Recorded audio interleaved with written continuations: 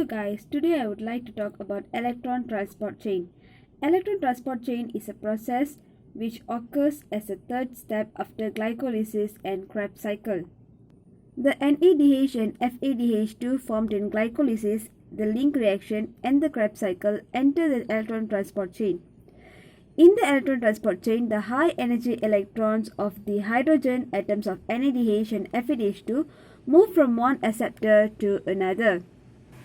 As the electrons pass along from one acceptor to another, some of their energy is used to drive the synthesis of ATP. ATP is synthesized by the phosphorylation of ADP.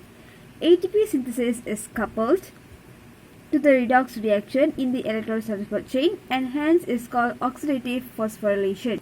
Oxidative phosphorylation is the formation of ATP from ADP, an inorganic phosphate, by using a series of redox reactions from the electron transport chain which takes place in the inner membrane of mitochondria. The electron carriers are embedded in the inner mitochondrial membrane of eukaryotes and the plasma membrane of aerobic prokaryotes.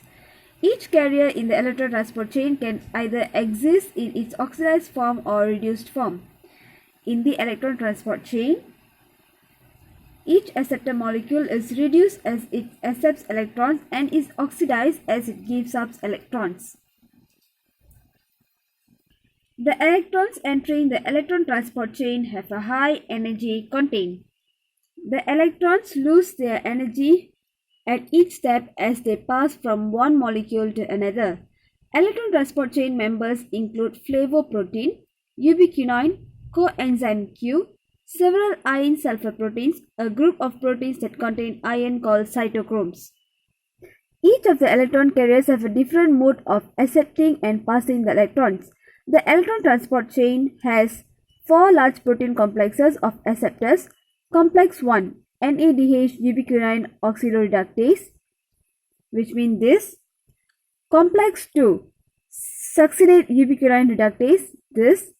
Complex 3, ubiquinone C oxidoreductase, this one. And complex 4, cytochrome C oxidase. Now I'll explain the function of each complex. Complex 1 accepts electrons from NADH molecules produced during glycolysis, the link reaction and the Krebs cycle. Complex 2 accepts electrons from FADH2 produced during the Krebs cycle. Complexes 1 and 2 produce the same product, is the reduced ubiquinone. Reduced ubiquinone is the substrate for complex 3, whereby complex 3 accepts electrons from reduced ubiquinone and passes them on to cytochrome C. Complex 4 accepts electrons from cytochrome C and these electrons reduce molecular oxygen to form water. The electrons simultaneously unite with protons to form hydrogen. The chemical reaction between hydrogen and oxygen produces water. At each step of electron transport, the electron acceptor has a higher electron affinity than the electron donor. Oxygen is the final electron acceptor in the electron transport chain.